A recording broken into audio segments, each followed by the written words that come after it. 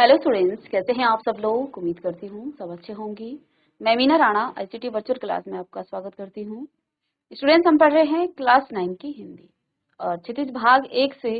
यहाँ previous lecture में हमने एक चैप्टर पढ़ा था लहासा की ओर। ये चैप्टर एक यात्रा वृतांत है। इसमें राहुल सांकृत्यायन जी ने अपनी तिब्बत यात्रा के बारे में बताया था कि किस प्रकार से उन्होंने सन 1929-30 में तिब्बत की यात्रा की।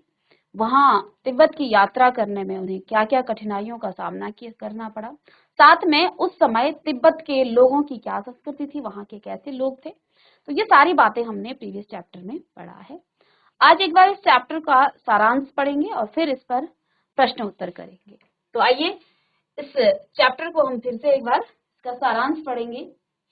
तो लहासा की ओर पाठ में राहुल सांकृत्यायन ने अपनी तिब्बत यात्रा के अनुभवों का बहुत ही सुंदर वर्णन किया है। यह यात्रा न केवल घुमक्कड़ी स्वभाव को बताती है, क्योंकि यात्रा वही करता है जो घुमक्कड़ स्वभाव का होता है और जिसे घूमने का शौक होता है। तो ये जो है सिर्फ घुमक्कड़ी स्वभाव को नहीं बताता है, बल्कि ज्ञान संस्कृति की समझ की ओर उनकी जानने की इच्छा का भी परिचय ये देती है। तो इस यात्रा के माध्यम से ये तो हमें पता चलता ही है कि जो लेखक हैं राहुल सांकृत्यायन जी, वे जो है एक घुमक्कड़ स्वभाव के व्यक्ति थे।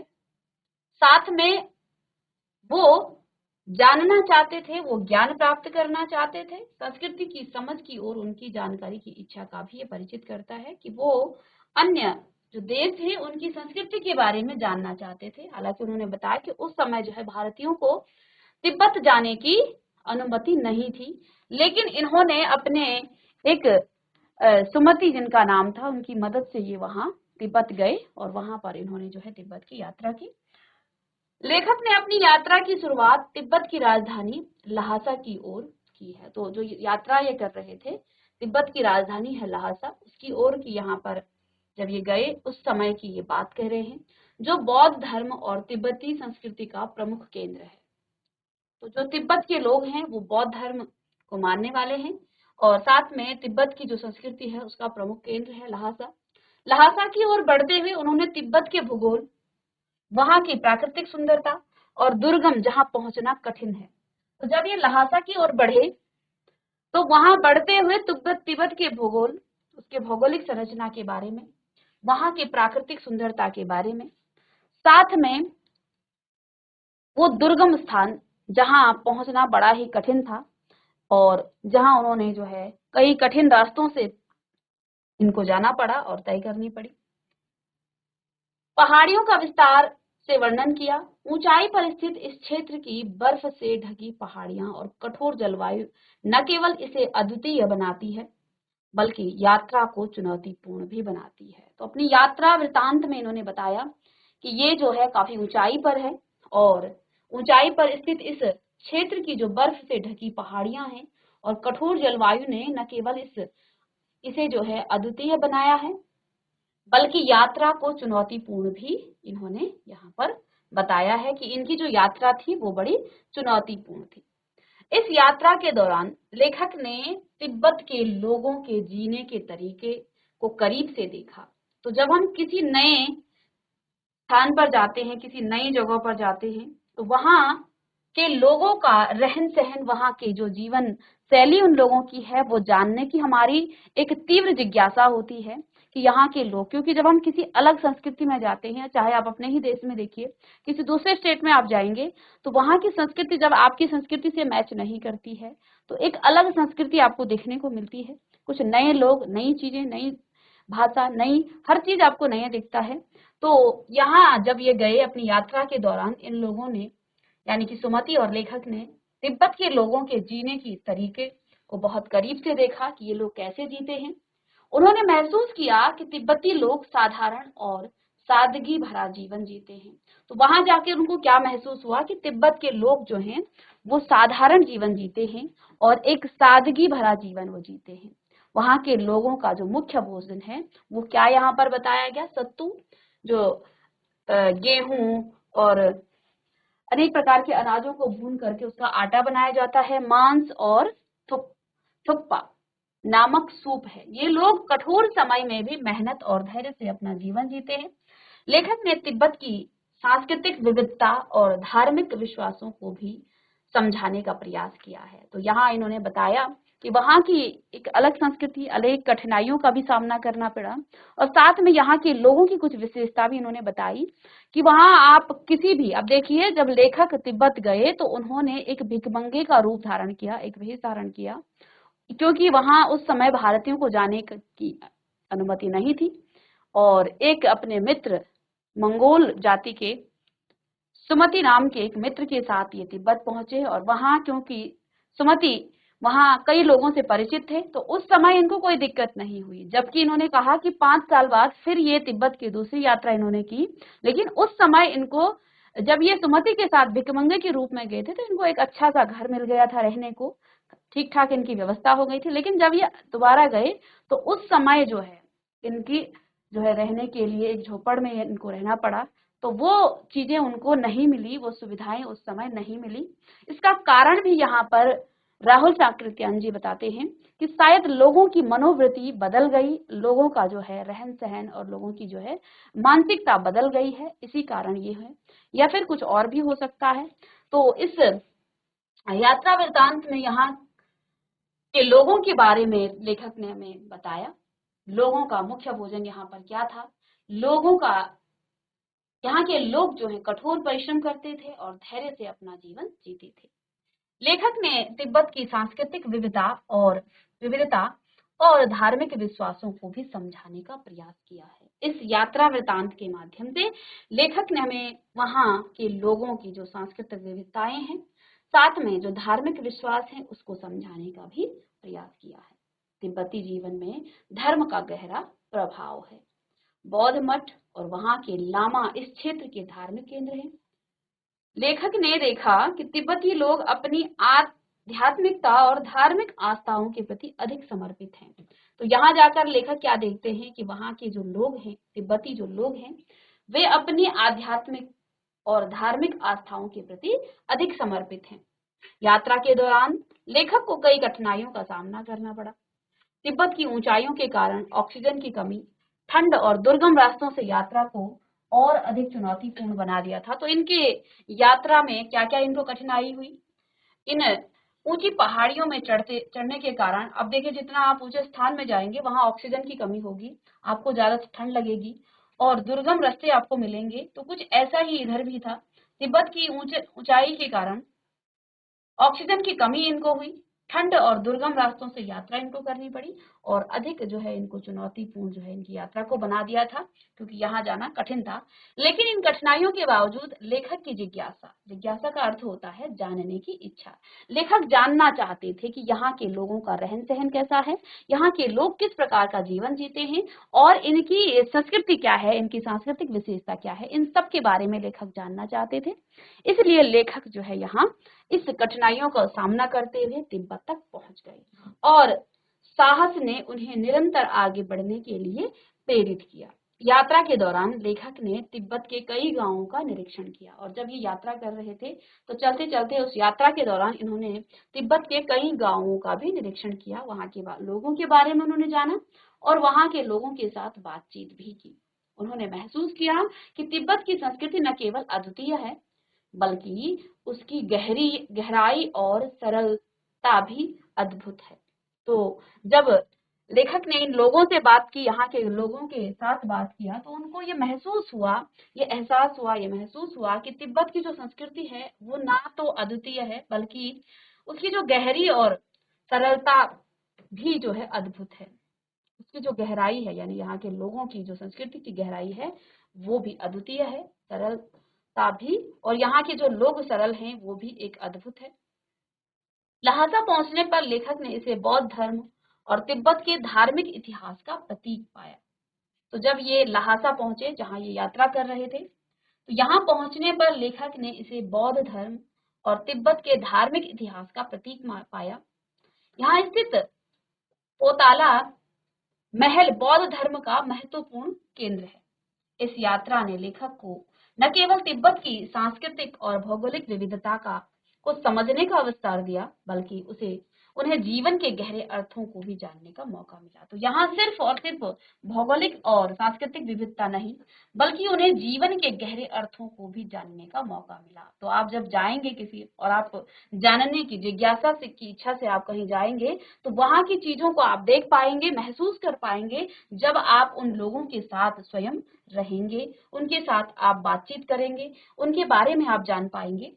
तो ये पाठ यात्रा और घुमक्कड़ी के प्रभाव से जीवन को बेहतर समझने का एक अद्भुत जो है उदाहरण है। इस पाठ के द्वारा देखिए, जब आप यात्रा करते हैं, जैसे ना आप स्कूलों में भी जो आपको नए नए क्षेत्रों में अलग अलग जगहों पर ले जाया जाता है, तो जब आप किसी जगह की यात्रा करते हैं, तो वहां के बारे में, जहां आपने यात्रा की, आपने वहां पर जाकर देखा, वहां के लोगों से बात की, तो उसको जो है और अच्छे से आप समझ पाएंगे, बजाय उसको पढ़ने की।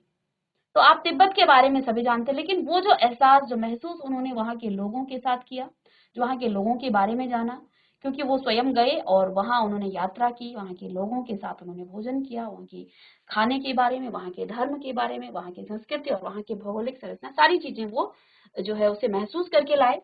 अनुभवों से यह बताया कि यात्रा केवल भौतिक दूरी तक तय करने तक सीमित नहीं है। तो उन्होंने अपने अनुभवों को तो ये बताया कि ये जो यात्रा थी, वो सिर्फ और सिर्फ जो है भौतिक दूरी, यानी कि यहाँ से वहां तक की जो डिस्टेंस है, जो दूरी है, वही तक सीमित नहीं थी, बल्कि यहाँ पर एक आत्मनिरीक्षण, अपने आप को जानना, ठीक है, आत्मनिरीक्षण, ज्ञान प्राप्ति और संस्कृतियों को समझने का अवसर भी देती है।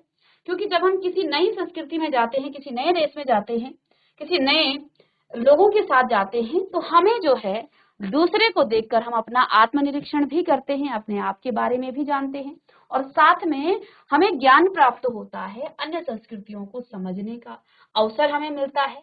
लहासा की ओर पाठ जो है साहस, जिज्ञासा और जानने की इच्छा और मानवता के गहरे अर्थों को बताता है, और यह प्रेरणा भी देता है कि चुनौतियों के बावजूद यदि मन में दृढ़ निश्चय हो, तो हर कठिनाई को पार किया जा सकता है।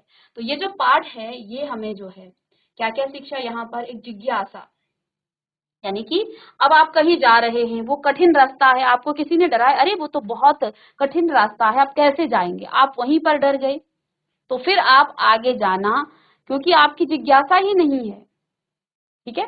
तो और अगर आपकी गहन जिज्ञासा है, आप जानना चाहते हैं उसके बारे में, तो आप वहां जाएंगे, जैसा कि यहाँ लेखक जानते थे। आपने देखा प्रीवियस लेक्चर में, आपने पढ़ा कि एक भिखमंगे का रूप धारण करके वो गए थे। क्यों गए थे? क्योंकि वहां का जो रास्ता था वो बड़ा ही भयानक था, बड़ा ही डरावना था। वहां लोगों को जो है, एक जो घुमावदार पहाड़ी थी, वहां पर लोगों को डाकुओं का बड़ा खतरा था। डाकू पहले लोगों को मारते थे, फिर उनका सामान टटोलते थे कि इनके पास कुछ है या नहीं। अब ऐसा वो क्यों करते थे कि कहीं वो गांव में जाकर के बता न दे कि यहाँ पर जो है, तो जो मरते थे वहां पर उनका पता ही नहीं चलता था। तो यहाँ लेखक और उनके जो साथी थे, उनको इस बात का भय नहीं था, क्योंकि वो भिखमंगों के रूप में थे, और जहां उनको कहीं संदेह होता कि अब जो है डाकू दिख रहे हैं, तो वहीं वो जो है भीख मांगने का एक स्वांग करते थे, नौटंकी करते थे कि वो जैसे भीख मांग रहे हों। तो इस प्रकार की वो यहाँ पर काम करते हुए तिब्बत की ओर बढ़े।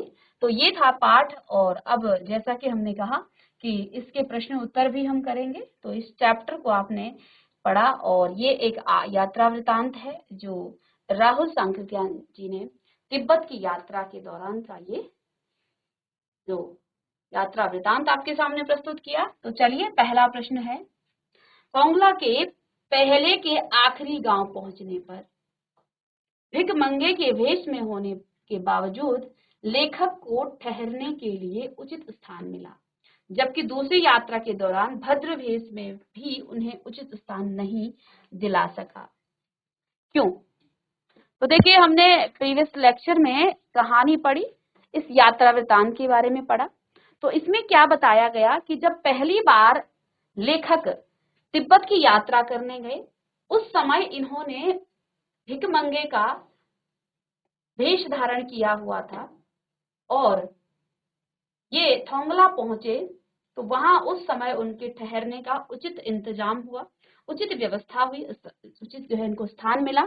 लेकिन इसके बाद इन्होंने बताया कि इसके 4-5 साल बाद, लगभग 5 साल बाद इन्होंने फिर दोबारा से यात्रा की, लेकिन इस समय ये भद्र वेश में थे कि अच्छे सूट बूट पहन करके गए थे। तो उस समय इनकी अच्छी व्यवस्था, यहाँ पर जो है उनको अच्छे से जो है स्थान नहीं मिला रहने के लिए। ऐसा क्यों हुआ, चलिए। तो तोंगला के पहले के आखिरी गांव में पहली यात्रा के दौरान लेखक को भिकमंगे के भेष में ठहरने के लिए जगह मिली, क्योंकि सुमति के जान पहचान के लोग गांव में थे। सुमति उनको रास्ते में ही मिला और सुमति की जान पहचान के लोग वहां पर थे। ये मंगोल जाति का एक व्यक्ति था जो पूरी यात्रा में लेखक के साथ रहे, और इनकी जान पहचान के कारण यहाँ भिकमंगों के रूप में होने के बावजूद इनको जो है उचित स्थान मिला। और दूसरी बार जब ये यात्रा करने गए तो उस समय शायद इनके साथ कोई और न रहा होगा जो यहाँ के लोगों से जिनकी जान पहचान हो, इस कारण।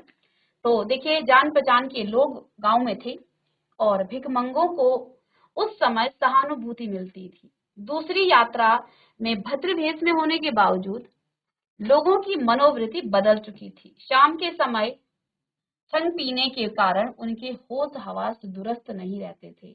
अब वो शाम को क्या पीते थे, शराब पीते थे, नशा करते थे, तो वो होश में नहीं रहते थे, जिससे वे मेहमान नवाजी नहीं कर सके और लेखक को सबसे गरीब झोपड़ी में ठहरना पड़ा। तो कहीं ना कहीं परिवर्तन इन 4-5 सालों में वहां के लोगों में आ गया था। लोगों की मनोवृत्तियां बदल गई थी और लोग जो है नशा करके होश में नहीं रहते थे, होश हवास में नहीं थे, जिससे वो मेहमान नवाजी नहीं कर सके। ठीक है, तो ये भी एक कारण रहा, चलेगा। लेकिन पहली बार वो सुमति के साथ गए थे, तो और सुमति की वहां पर अच्छी जान पहचान थी, इसलिए भीख मंगे के रूप में रहते हुए भी उनको अच्छा स्थान मिल गया था रहने के लिए। चलिए इस प्रश्न का उत्तर लिखिएगा।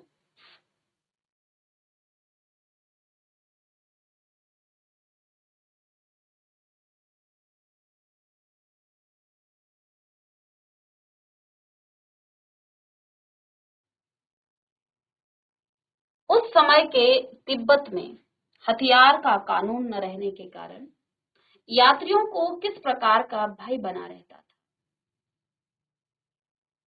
तो जैसा कि आप जानते हैं, हथियार का भी कानून होता है। कैसा कानून? आप हथियार को बिना लाइसेंस के नहीं रख सकते हैं। आप पिस्तौल, बंदूक आदि को अपने पास बिना लाइसेंस, आपके पास लाइसेंस होना चाहिए किसी भी पिस्तौल को रखने का, तभी आप उसे अपने पास रख सकते हैं, नहीं तो आपको इसका दंड दिया जाएगा।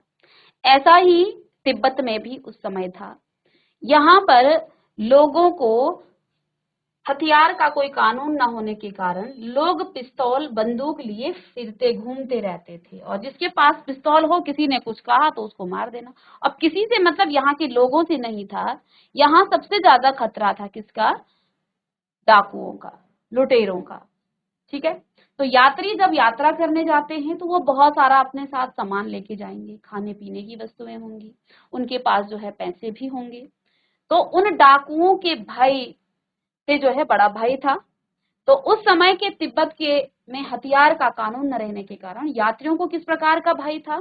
तो देखिए, उस समय के तिब्बत में हथियार का कानून न होने के कारण लोग पिस्तौल, बंदूक लिए फिरते थे, घूमते थे। यात्रियों को डाकुओं का भय बना रहता था। डाकू पहले व्यक्ति को मार डालते थे और बाद में देखते थे कि उनके पास कुछ पैसा वगैरह है या नहीं। तो ये डाकू जो है, उनको कोई परवाह ही नहीं थी कि कोई जो है उनको भी सजा देगा। पिस्तौल और बंदूक उनके पास रहती ही थी। तो जैसे ही यात्रियों को देखा कि ये ठीक ठाक दिख रहा है, शायद इसके पास जो है कुछ होगा, खाने पीने का होगा या कुछ पैसे वगैरह होंगे, तो पहले मार देना है, कोई डर नहीं, मार देना है और फिर उसका सामान देखना है कि क्या इसके पास कुछ है या नहीं। तो इस प्रकार का भय रहता था। उसके पास पैसा है या नहीं, उस समय लोग बिना झिझक हमला कर सकते थे, और डाकुओं के लिए निर्जन स्थानों में हत्या कर देना आसान था, क्योंकि वहां कोई गवाह या सुरक्षा नहीं थी। तो क्योंकि यहाँ पर जो है ऐसा रास्ता तो था ही, जहाँ एक निर्जन सुनसान स्थान था पहाड़ियों के बीच में, तो डाकुओं के लिए यह स्थान बड़ा सुरक्षित था। वो किसी को भी वहां मार देते थे और उनके प्रति जो है कोई गवाह भी वहां नहीं मिलता था। ठीक है ना।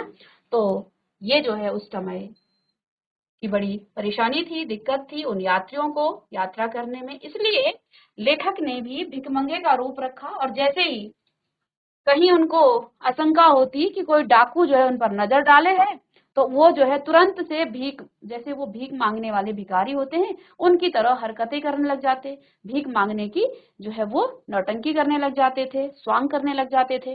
तो इस तरह से वो तिब्बत की यात्रा को पहुंचे।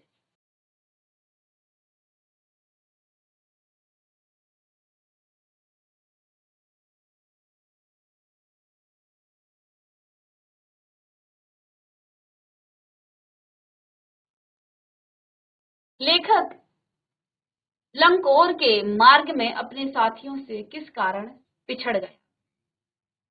तो लेखक और उनका जो साथी था सुमति, सुमति और लेखक ने आगे के रास्ते, क्योंकि आगे चढ़ाई थी और लगभग 16-17 फीट आगे ऊंची चढ़ाई, खड़ी चढ़ाई, तो यहाँ जो है लेखक के कहने पर इन दोनों ने अपने लिए एक एक घोड़ा कर लिया।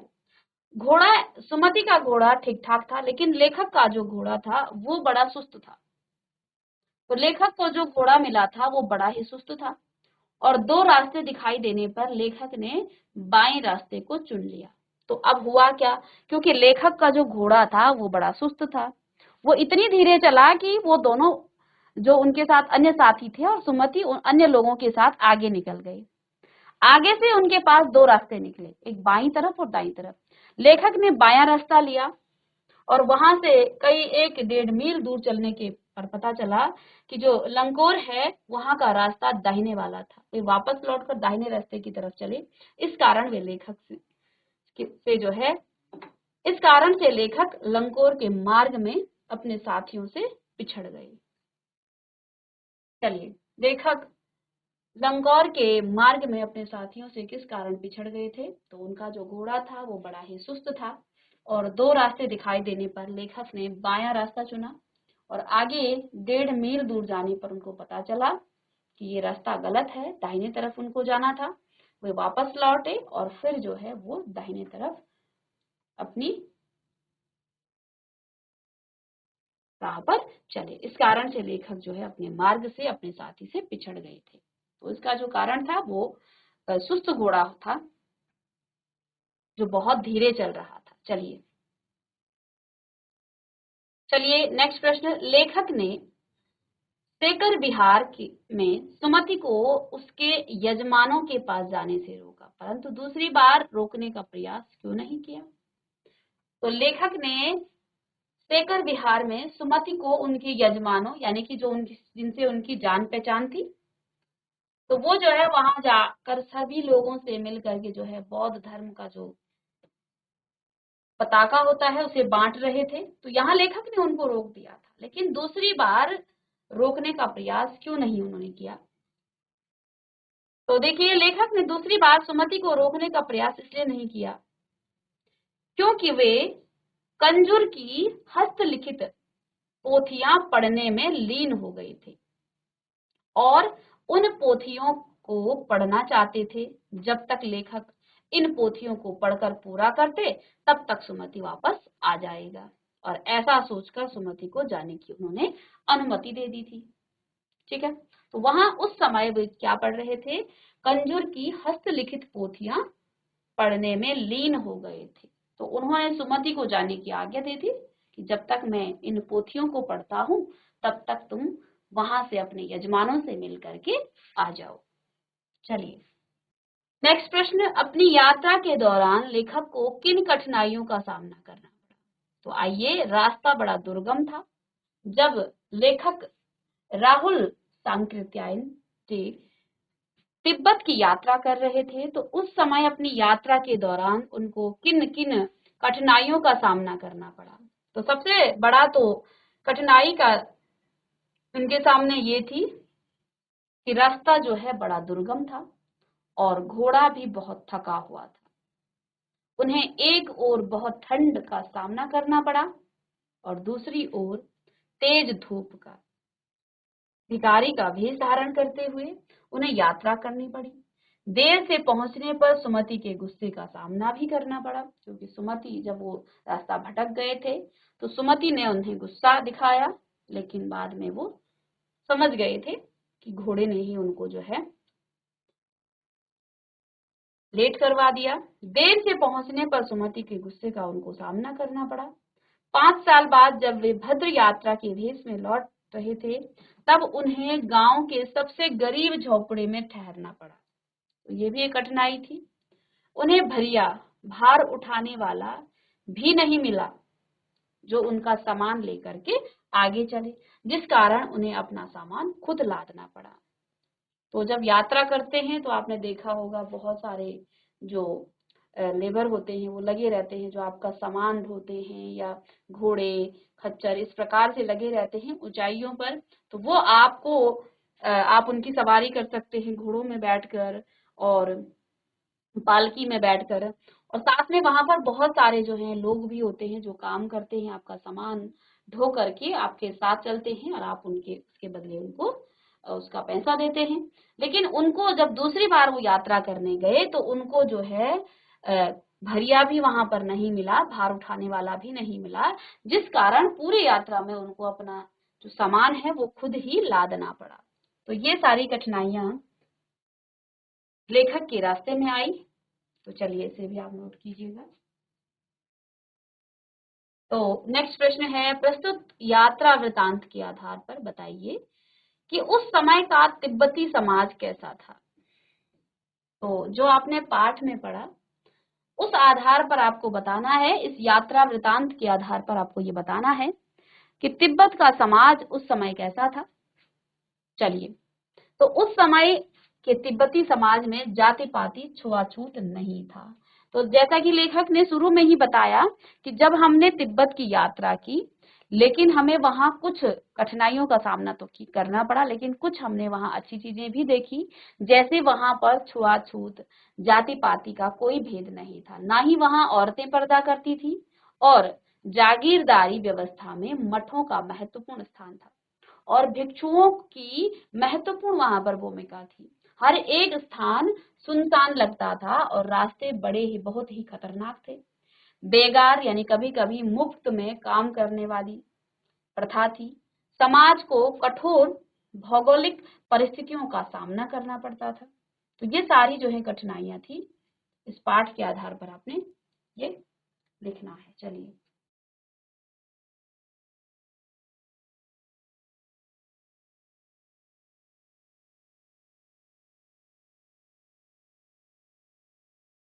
चलिए बच्चों, नेक्स्ट प्रश्न है, अब मैं पुस्तकों के भीतर था, नीचे दिए गए विकल्पों में से कौन सा इस वाक्य का अर्थ बतलाता है। लेखक पुस्तक पढ़ने में रम गया था, लेखक पुस्तकों की शेल्फ के भीतर चला गया था, लेखक के चारों ओर पुस्तकें ही पुस्तकें थी, या पुस्तक में लेखक का परिचय और चित्र छपा हुआ था। तो इसका मतलब क्या हुआ कि अब मैं पुस्तकों के भीतर था, यानी कि मैं पुस्तकों को पढ़ने में रम गया था। आप पुस्तक के भीतर कब जाएंगे, जब उसमें आप बिल्कुल तल्लीनता से उसको पढ़ने लग जाएं, तो तब आप उस पुस्तक के भीतर होंगे। यानी कि आपको कोई परवाह नहीं, आपको कुछ मतलब नहीं, आप यही नहीं जान पा रहे आपके इधर उधर क्या हो रहा है। क्या कहते हैं, अब मैं पुस्तकों के भीतर था, तो इसका अर्थ हुआ लेखक पुस्तकें पढ़ने में रम गया था। चलिए, रचना और अभिव्यक्ति पर आधारित प्रश्न। सुमति के यजमान और अन्य परिचित लोग लगभग हर गांव में मिले। इस आधार पर आप सुमति के व्यक्तित्व की किन किन विशेषताओं का चित्रण कर सकते हैं। तो देखिए, यहाँ पर ज्यादा कुछ तो सुमति के बारे में, उसके जीवन के बारे में ज्यादा कुछ नहीं बताया, सिर्फ यात्रा का ही इन्होंने जिक्र किया है लेखक ने। तो जैसा जितना हम इस चैप्टर में सुमति के बारे में पढ़ चुके हैं, तो यहाँ पर हमने ये जाना कि जो सुमति था उसके जो यजमान थे और अन्य परिचित लोग थे वो हर गांव में मिले, और इसी कारण जो है लेखक को भी यहाँ ज्यादा कठिनाई नहीं हुई, यहाँ रहने के लिए उनको जो है स्थान मिल गया था। और इस आधार पर आप सुमति के व्यक्तित्व की किन विशेषताओं का चित्रण कर सकते हैं। आपको क्या लगता है कि सुमति कैसा व्यक्ति था, उसका व्यक्तित्व कैसा था। तो आइए, सुमति एक मंगोल भिक्षु थे और वह धार्मिक और आध्यात्मिक थे। वह जिस किसी भी स्थान पर जाते थे, यजमान से मिलते जाते थे और मिलनसार होने के साथ साथ ही वह हमेशा लोगों की मदद करने के लिए तैयार रहते थे। सुमति से मित्रता होने के कारण लेखक को भी ठहरने का स्थान मिल जाता था। तो हालांकि यहाँ पर जो लेखक थे उनको सुमति रास्ते में ही कोई मिला था, जो एक मंगोल भिक्षु थे। तो अब देखिए, लेखक के साथ भी इनकी बहुत अच्छी मित्रता हो गई थी, ठीक है ना।